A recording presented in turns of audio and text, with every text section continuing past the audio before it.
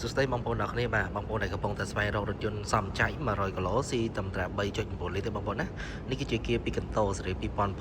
ងប្អូនណាតម្លៃល្អមែនតើត្រឹមតែ10000ជាងទេបងប្អូនណាហើយបងប្អូនអាចបង់រំលោះសុទ្ធបានទៀតបងប្អូនណាបង់រំលោះសុទ្ធមួយខែបង់$295តែប៉ុណ្ណោះមិនត្រូវ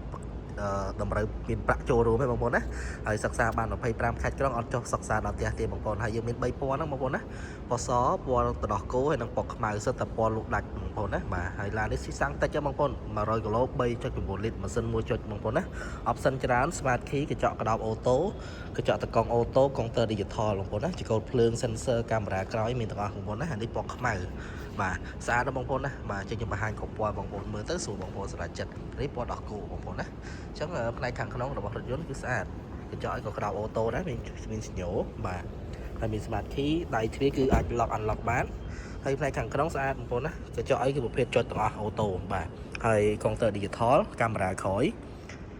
sensor ក្រោយ3គ្រាប់ទៀតបងប្អូនណានេះ volume ជាកូដមានទាំងអស់បាទកន្លែងកែងដៃក៏មានដែរ option នេះយើងយកមកល្អមែនតើហើយតម្លៃល្អបងប្អូនណាយើងមានធានា5ឆ្នាំ150,000គីឡូម៉ែត្របងប្អូនណាបាទធានាប្រព័ន្ធម៉ាស៊ីនអីហ្នឹងគឺយើងធានាជូនបងប្អូនទាំងគ្នាហើយមួយទៀតយើងមានការផ្ដល់ជូនប្រេងសិនបាទ free រយៈពេល2ឆ្នាំបាទបដូរអស់លុយទេបងប្អូនណាបាទនេះពណ៌ដោះគោបាទនេះពណ៌សបាទអញ្ចឹងបងប្អូននៅត្រូវការតាក់ទងបាននេះផ្នែកខាងក្រោយដាក់ឲ្យបានច្រើននេះផ្នែកខាងក្រោយបងប្អូនណាឃើញធំទេដាក់ឲ្យបានច្រើនហើយសម្រាប់កៅអីជួរទី2ក៏យើងអង្គុយបានដែរបាទយើងអង្គុយ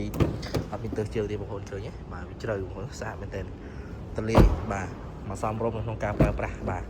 ចឹងបងប្អូនចាប់អារម្មណ៍តាក់ទងបានបងរំលោះសុទ្ធបាន100%បងប្អូនណាអត់ត្រូវការប្រាក់ចូលរួមទេបាទចឹងបងប្អូនដែលត្រូវការតាក់ទងខ្ញុំបានណាបាទអរគុណច្រើនបងប្អូនអ្នកគ្នា